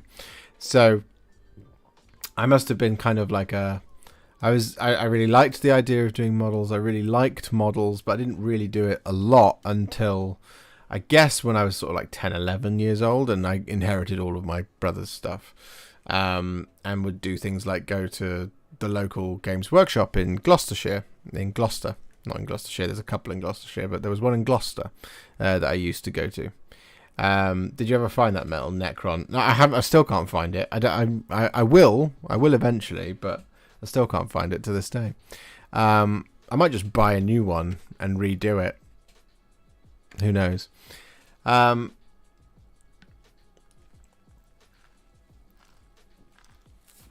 I would go to the local Games Workshop in Gloucester Town Centre, and I would go for Beginner's Day, which was always on a Sunday, I believe. And that's where I would play some games, learn how to play the game, do a little bit of painting if you wanted to, but really you just wanted to play the game. That is really what I wanted to do, because at home I didn't have the terrain or anything like that, but in the store they did. And I really just wanted to learn how to do it, but also play it. And so I would do that. That was kind of how it started. As any kid, the thing you always wanted to buy more of was models, rather than books or paints or anything like that. So it would always just be I would try and get a hold of models, and then any paints that we had would be used. A couple of my old models were painted with the same Airfix paints that were used for painting my scale model planes and things like that, rather than Citadel stuff. So, my dad would have helped me again with those. I don't really remember, but he would have done for sure. Fast forward to the release of, it would have been the Fellowship of the Ring, but it would have also been the Two Towers. Really, would have been when it happened, because that was when Lord of the Rings Warhammer finally arrived. And I remember going into town and seeing Space Marine, wanting to buy some Space Marines, and seeing that Middle Earth Warhammer was a thing. Because at that age, the internet just wasn't a thing for us. You couldn't really keep up with it. You didn't know this type of thing unless you were bought a White Dwarf and knew that stuff was coming. But I lived in a village in the middle of nowhere where you couldn't get stuff like magazines, so I wasn't very clued up on what was going on, But that was, Lord of the Rings, Two Towers. It was in post that, which is when the models started coming out, I believe. I could be wrong on that. But it was there for me, and I adored those films. I still adore those films. Those are my, probably, as a trilogy of films, they're up there in my top 10 of all time. And I was just enamored with Lord of the Rings Warhammer. I had the D'Agostini magazines when they came out. They were a thing, where you got, much like with what's it called, Conquest or the Imperium magazine. It was that type of thing. They sent me, you would just receive free Lord of the Rings models as part of the magazine, and you would get the occasional paint here or there, and you would get some stuff. I've actually found the Balin's tomb that you got from that, and I think I'm going to paint that up for a thing on the channel. I think that would be quite fun. Asylum Audio DNB, thank you so much for becoming a member. Welcome to Battle Hipster. Welcome to the Warhipster community. Make sure you join the Discord. If you can't join the Discord, I'll do a little. I'll drop a link to it in the members area if you can't find it. But do join us in the Discord. It's a really lovely place. Chewy was making me laugh a lot earlier, as was Mind Guardian and Kataro and all that, and Jake. Honestly, you guys are amazing. But make sure you do join us in there. I will send you mine. Chewy, that would be really, really cool. I'll paint him up and send him back to you. You can get a contrast painted first ever Necron type thing. But yeah, so I was on this Lord of the Rings journey for a long time. And then a couple of my friends were super into 40k, so I went back to doing 40k. I repurposed a bunch of Space Marines, painted them sort of black and red, and called them my own chapter of Space Marines, which were called the Night Stalkers. They were Blood Angel successors, and I didn't realise that I got the name from Blade Trinity. I didn't realise at the time. I was like, I'm going to write all this lore, and I wrote a bunch of pages, and then a friend of mine just went, I didn't know you were that much of a fan of Blade Trinity, and I was like, damn it! I didn't know I was that much fan of a Blade Trinity, but goodness me. Anyway, we did all of that. My friend Charlie as well, he was super into Demon Hunters. He had Grey Knights and things. He was telling me about them, so I got into them. So we did that. I did that for a couple of years, and that took me up until I think about sort of 17, 18, when I went off to uni. And that might be the longest time when I was at university. For my first year of university, might have been the longest time where I didn't do Warhammer, because it was first year of uni, so I was independent for the first time, and I didn't have any money because I was spending it all on guzzling ales while I was out on the town centre looking for birds. I was in a long-term relationship at the time, but that was my longest hiatus, I think, throughout my early life. And then in second year, because I'd spent all my money, I got my next loan. I was like, I'm going to be very, very sensible this time. Had some very painful conversations over the summer before. I did a lot of kind of jobs and things to try and earn the money back from my parents and this, that, and the other, and recover from my massive overdraft that I'd run up in the first year, just from being an irresponsible teenager, finally given responsibility for the first time. So in the second year of uni, I was like, I'm gonna get back into Warhammer. That's what I'm gonna do. So I had a year off, basically, a full year off from Warhammer, and that's when I started a Eldar project. And I did that kind of throughout the next 2 years, really, bits and bobs here and there, but not all the time, not as much as I do now. After that, I moved back home once I'd done with university, at the age of 21, and then I moved to London after that, and moved in with my brother and his friends, and I had an absolutely amazing time. I didn't do loads of Warhammer during this time. I did a bit of painting here and there, but I kept up with it, sort of just wanting to check in on things. And by this point, I was there for about 2-3 years, not fully taking it completely seriously, but having a go whenever I could, whenever I had the time. It was about must have been there for about 2-3 years, and another long-term relationship of mine came to an end, and I was literally going to Epsom to buy a guitar. I went to Guitar to get a Mark Holcomb PRS. It's a really lovely guitar, but I ended up sort of going, nah, I'm not gonna buy this now. That would be silly. And I was just really sad because I just wanted to spend some money, and there's a Games Workshop in Epsom. So I went in and I bought a set of paints with Tactical Marines in it. And I thought, I'll take these home, I'll finish these, and I'll finish a bunch of plastic models that I've got with me that I haven't done anything with for a while, with the same paints. And that'll be enough. That'll scratch the itch. Except it didn't. I kept buying more models. And then I kept buying more models. And then I started new armies. And then I got into Age of Sigmar.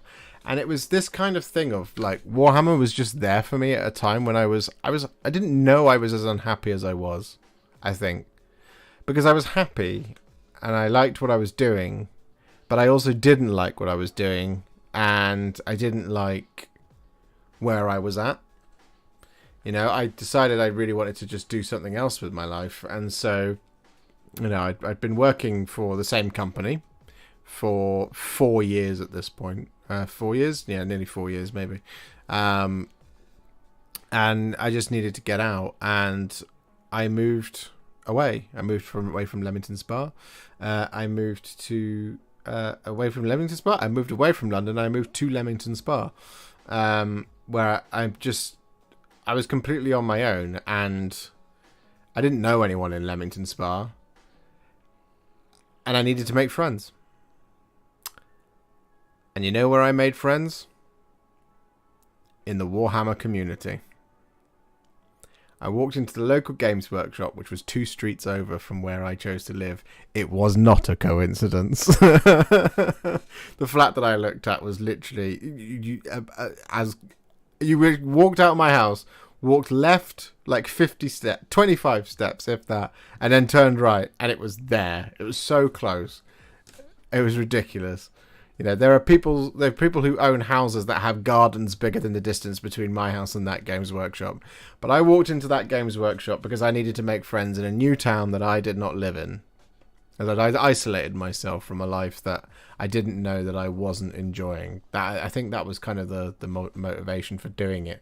Was I wanted to get away, but I didn't know I wanted to get away. So I did find a new job in Leamington Spa. I moved for work, but I got there. And I was just there and I wanted to make friends. And I walked into that Games Workshop and I met some of the most incredible people who I still talk to this day, and some people I would count as my closest friends. This is only 6 years ago, 6 years ago. It's not a huge amount of time, but where are we? 2022. So it would have been 2017, 2016, that kind of time. I forget the dates. I don't really keep track of those things now that I work indoors at home on my own making YouTube videos. It's not easy to keep track of the time. But it was that group of people that when I got there, they saw my models and they went, "Hey, you're pretty good at this." I'd never thought that before. And a couple of people asked me to paint some miniatures for them. Never thought that would happen. So I did that. I think from then I really took it seriously. Because it's not that I owed Warhammer or Games Workshop a debt, but I owed the people of Warhammer a debt of, I think, rescuing me from a life I didn't know I didn't want. And it's that I will always be indebted to this hobby for. Now, a bunch of stuff has happened between now and then, and I've got more and more into being what, some people would consider a value add to the community. I make videos for a living now. That's an incredible thing for me. It's the type of thing I didn't know I wanted to do, but now that I do it, I can't picture doing anything else. I literally can't imagine myself going back to work for the man, as it were. But this is the thing, is that I've never had any problems or any reason to ever get upset about Warhammer, Games Workshop, anything like that. The people, my audience, the models, the mechanics, the actions, the painting, the building, the playing, all of it has just enriched my life to this point of where I'm a completely unrecognizable person from the person that I was before I made that move away from London to Leamington Spa. I'm a completely different person. I didn't know this is where I was going to end up. I never thought that this was where it would end up because it never crossed my mind that this is something that I would do. But here I am and I'm doing it. And Warhammer is what has given me this life, as well as a bunch of other things. Alice is responsible for making all this happen as well. She's incredibly supportive, and she keeps us going when I can't keep myself going. That's what she does. She's incredibly strong, but she's also one of my biggest cheerleaders, and she helps me get through it. And because I make Warhammer content, this is something that she does now. She's downstairs painting Nighthorn as we speak. Alice, if you're still watching, make sure you bring those paints back upstairs once you're done. But this is the thing, right? I am so protective over Warhammer and Games Workshop because within Warhammer and within Games Workshop, I've met my closest friends. I've got a partner that values who I am. It's very difficult for me to explain, but you know, I would never consider I would consider myself a somewhat flawed human being, because I hate being told what to do, which is why I don't work very well with a boss.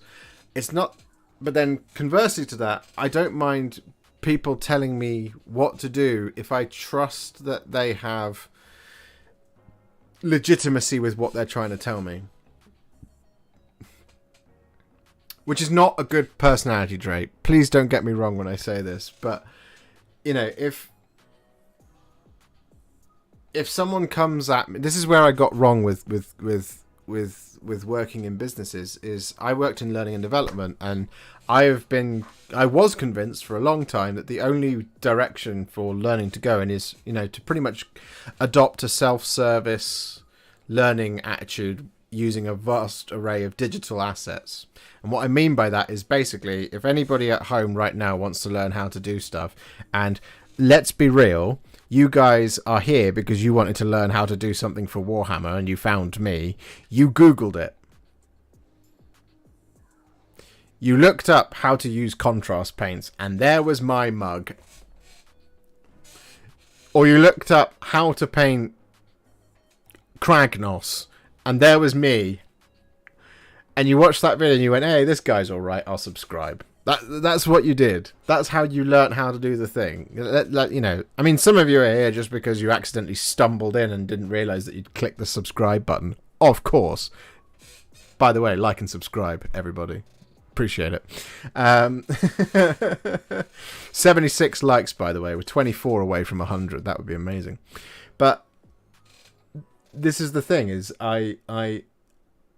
if somebody was to tell me in a previous job that, you know, that I was wrong, that digital learning was not the future and that we should go back to all sitting in the classroom, I would just be like, nope. So when that person then tried to tell me that my digital work was wrong, I would just be like, I'm not listening to you, which is a really bad attitude to have. So don't get me wrong. I know that I would say that I am a particularly flawed human being in many different personality respects, but I'm also I like to think I'm an asset in many other ways. I never really kind of thought that I would ever work independently of myself doing something, because I never thought that I would enjoy something so much. And then I started making painting videos, and people started watching them, and people started subscribing to them, and people started becoming members like Asylum Audio DMB or Jack Mikesell or Adam or Mr. Gloomspite Noob or Kataro or Mark Watson, or litanies of people. There's over at least 120 of you now across YouTube members and Patreon. Because of all of that, you guys have put me in a position. So I am extremely protective over Warhammer and Games Workshop, because it's given me so much, as well as how much you've given me, all of you people. So I would be extremely protective over all of you as well. If any of you came at me with, you know, we're getting somewhat slated by anything, I would be like, hey now, that person's my buddy. That person's part of my community. Don't you dare. And this is the thing. I want so many people to be part of this, because I want everybody to enjoy doing Warhammer. I don't want people to lose out on something spectacular. I've never wanted anybody to feel like they couldn't do something, because I've been in that position where I thought that I couldn't do something, or I've been in that position where I was told I couldn't do something, or I got told that I was stupid for thinking a certain way, or I got told that I was wrong for a very valid opinion, and I outright reject it because I have no sense of being able to just go, well, this is just what happens in a job. But people saying things to me like, do it because I told you to. Or me saying, I think this is great, and somebody going, nope, this is terrible. Start again. I don't understand it. And so I don't understand why anyone would put something out. This is my naivety of being on the internet, I suppose, but I don't understand why you would put something out on the internet that is just so contradictory within itself of itself. You know, it's things like videos that say, you know, Games Workshop is the reason that new people aren't getting into the hobby. No, it isn't. How'd you figure that one? Somebody's looked up Games Workshop on YouTube and they found your video. That's why. Katara, that's very, very, very kind. 50 euros.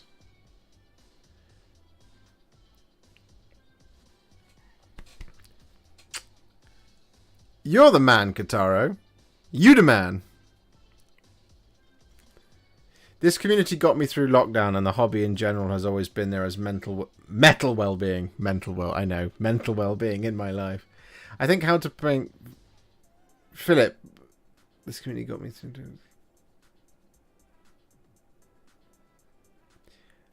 Your 8-year-old is probably just about old enough, but you probably want to wait maybe 2 years or 3 years.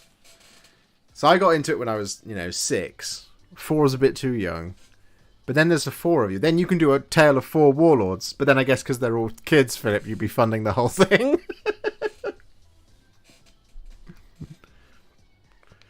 Alice says, I am basically your sugar daddy, but for Warhammer. Hey, Warhipster is financially independent, but Josh is not. Andre says, people bring other people down to feel better about themselves. Yeah, I've realized that, and I want to be here where I just go, I know you want to bring other people down to feel better about yourselves, and I know you wish that Games Workshop would go bankrupt, because then you win. But, unfortunately it's not going to happen. So, are you okay, hun? I'm here for you if you want to talk. If it's models you want, I've probably got some spare.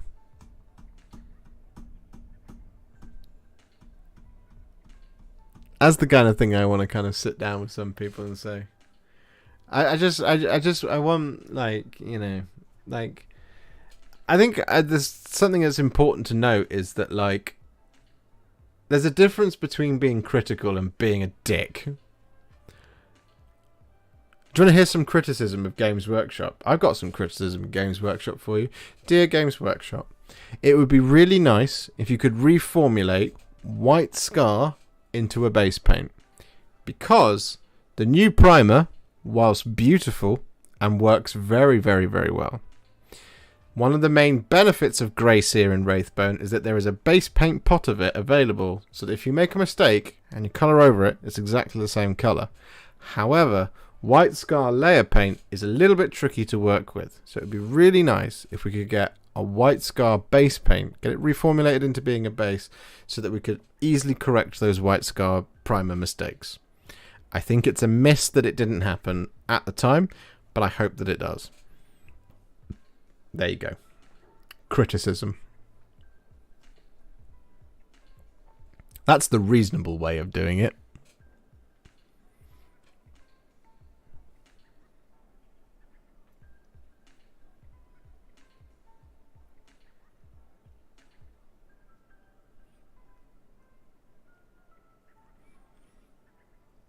Are you all shocked and appalled?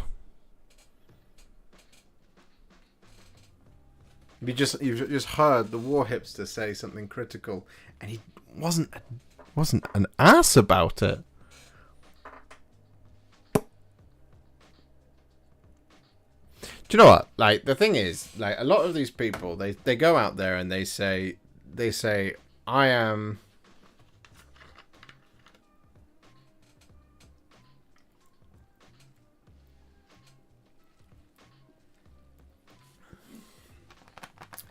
a lot of these people go out there and they just point out failures and mistakes. And they often go wide of the mark. They get it completely wrong. Are you not entertained?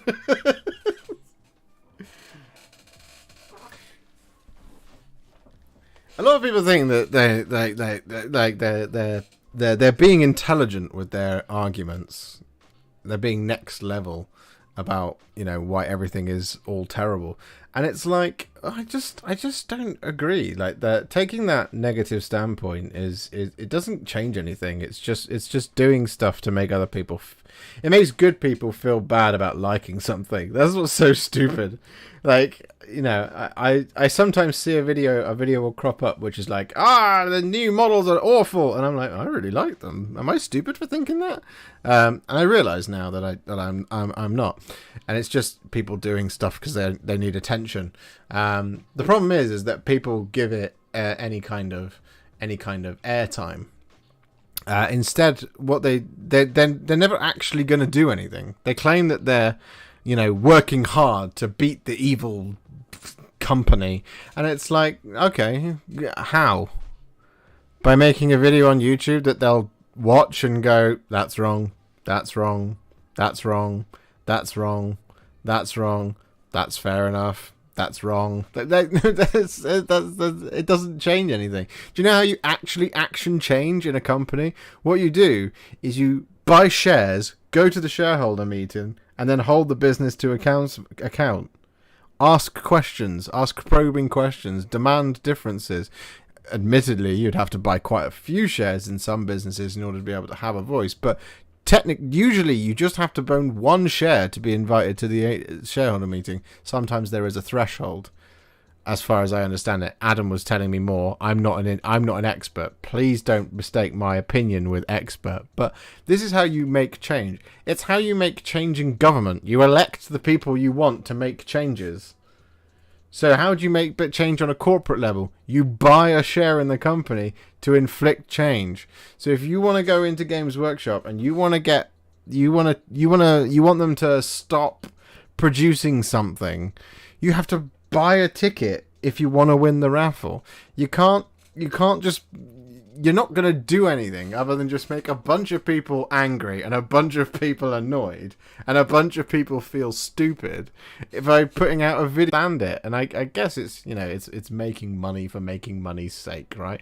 But here's my favorite thing in the world. If you go on the internet and you say that a company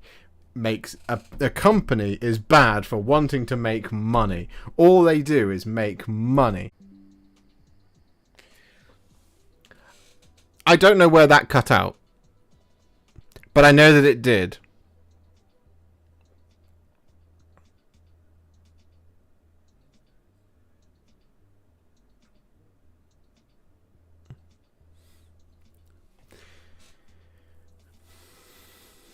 Oh, I see. Yes. I was basically the point of what I was making was that anybody who makes any content that says that a company shouldn't make money or that the product is shilled too hard for the system to handle. Yes, Andrew, that's what I did. I am a shill. I am a Games Workshop shill. I am one of the sheeple that needs to wake up. They'll invite me on Fox News to make fun of me for liking Warhammer. The point I was making is that if your stance is that Games Workshop makes too much money and that they shouldn't make any money and that money is bad and it's the root of all evil, what they do is they say this. They go, Games Workshop makes too much money. Games Workshop needs to make everything cheaper or free, and they need to be better because I'm not paying one single penny for any of the stuff that they make until it's free or until they fix this rule, which is just frankly ludicrous. But it's like, money is terrible, and if you'd like to see me complain more about this, give me money.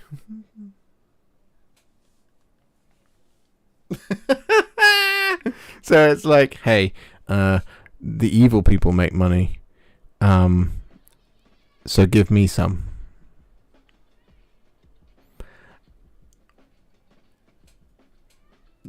No.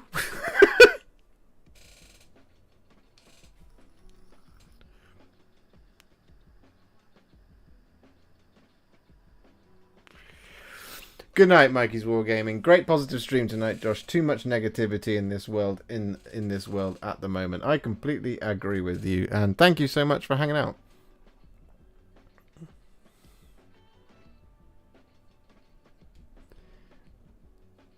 Well, I got to admit, the hobby is quite expensive for, let's say, teenagers, etc. However, they make these good start collecting boxes, which give them more room to play as well. So they do keep that in mind, I think.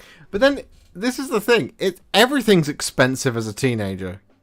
Because you don't have any money. When I was a kid, I used to play football. I used to play cricket. I used to like Warhammer. I still like Warhammer. And I played video games.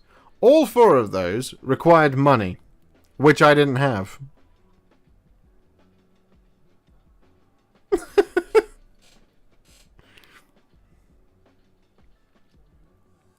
People always want high quality work, rules, content, entertainment, etc. But paying the people who create that, somehow that never factors in. Yeah, you're exactly right. We want them to release... We won't change this until... Oh, yeah, this is things that I won't buy another model until Games Workshop fixes these rules. Okay. How are they going to afford that if they go bust? Which is what you're campaigning for. Oh, well, then we get to write the rules. No, you don't. Because guess what happens? If Games Workshop went bust tomorrow, as an entity, the IP is still owned by them. And you know what happens when companies go bust? They get bought. And you know what happens when companies get bought? They get bought by someone bigger. And they get bought by someone worse. I've said this before, but if Games Workshop went bust tomorrow, Hasbro would buy up the IP. I guarantee it's so valuable. Something like Wizards of the Coast might buy it, but I don't know if they'd be able to afford it, the amount of money that it would cost to buy out the Games Workshop if it was in trouble. So someone like Hasbro would buy it.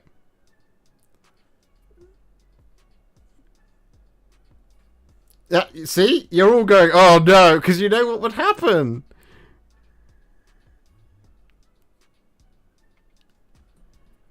It would be bought out by somebody that would just be like, cool, we're now going to do whatever we want with this IP. Games Workshop is run and worked for, and everybody who works there is just loves Warhammer. This is the thing to bear in mind. The people who work there don't hate you as a customer. They don't hate the brand that they work for. They love what they do. Everyone that I know who works there, and everyone who I met when I worked there, and everybody I know who has ever kind of, you know, done some stuff with Warhammer or anything in the past, just loves Warhammer, and they want it to be the biggest and best thing that it possibly can be. They are not in the interest of just because, like, when people say that Games Workshop hates this thing or Games Workshop hates the consumer, it's like the Games Workshop only cares about one thing. And it's like, okay, yeah, well, if that's true, if Games Workshop only cared about one thing, why are we not currently all very excited for the 11th film in the franchise? Do you know what I mean?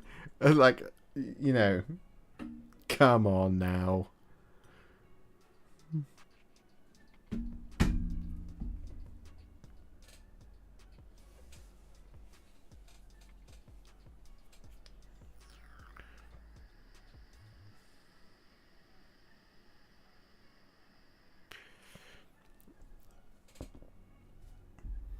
I'm excited for the new D&D film. But, I mean, that's the thing as well. I think Wizards are very protective over their IP. They are extremely, extremely protective over the properties that they own. And whilst, you know, we've had a couple of Dungeons and Dragons movies. You know, there was one... I think we've had 2 before this. And there was an animated film as well, wasn't there? This one coming out, it's... You think of how many people request to do something with something. If think of how many people out there, you know, there'll be people like Zack Snyder, for example, who will have heard of Warhammer and will want to make a Warhammer thing. And they might have got in touch with Games Workshop and said, hey, we'd like to make this. Here's the outline. And Games Workshop has probably said, no, that's not in our best interests. It's an example of things, right? But it's hard to, you know, we're literally basically talking on opinion and anecdote here, which is not fact. But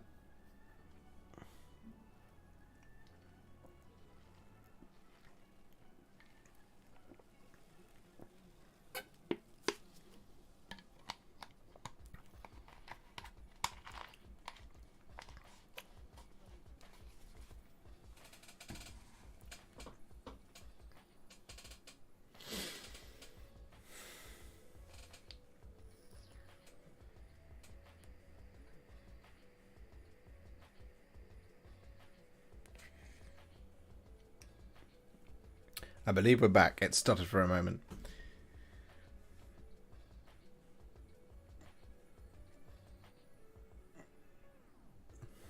Anyway, I hope you enjoyed this video, guys. I hope you enjoyed this stream. I enjoyed this stream. I feel so full of raw positive energy at the moment. I have a Titan to build and paint. How could I not be? I have an incredible community of people here in Discord, on YouTube, on Instagram, on Twitter. I have this amazing group of people who go, hey man, love the video. And I go, that's great, I hope you enjoy using it. And they go, I will do. And then they send me pictures of the stuff that they've done. And I go, oh man, you've done an incredible job. And they go, yeah, I'm so pleased with it. I'm so proud of it. I never would have been able to do this before. And I go, oh, that's incredible. Everything's awesome. That's the circle of life that I live with. It's amazing, and I wouldn't trade it for anything in the world. I just feel so full of this positive energy right now that I just want to unleash it upon the world, and I want to unleash it upon the people right now who think that, maybe think that they're silly for enjoying Warhammer. You're not silly for enjoying Warhammer. You're here. You're an incredible person. You're part of the hobby. And you're in part of this incredible community. So thank you so much for being part of it. I love you. I think on that note, we're probably going to end because it is 10 o'clock and we've been streaming for 2 hours. And I've just talked non-stop for 2 hours. I haven't done that in a while. We will get some hobby done soon. I promise. We've had a couple of streams now where we've not done any hobby. We've unboxed the Titan. I'm going to go and put it in the hot water in just a minute. And it's going to be left to stew overnight and then it'll be cleaned up. And we might do some building of it next week. I want to do as much of the Titan stuff as possible in the public forum. Because, you know, it's the Titan that YouTube bought, basically, with the raffle for Horus.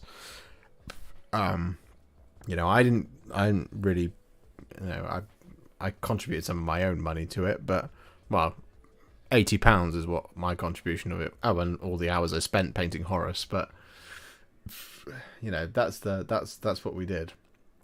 So this is the Titan that you guys kind of own in many ways. You can look at it, but you can't touch it. I hope you enjoyed that stream. 85 likes on the stream. That's incredible. Thank you so much, guys. We nearly got to 100. We've done that once. We will do so again. We need to get more clickbait on the go. More clickbaity streams. That'll do it, won't it? Anyway, thank you so much for hanging out with me. I will see you all next time. Same Warhipster time, same Warhipster channel. If you liked this, do drop a like. If you want to continue the conversation below in the comments, please do. Tell me your positive stories. Tell me how much you love Warhammer. Let's break the trend of negative shit posting. Let's do it. Asylum Audio DMV, enjoyable as always. Glad to catch one live for a change. Thanks, Josh. Thank you, sir, for becoming a member. It's very kind of you. And thank you for being here.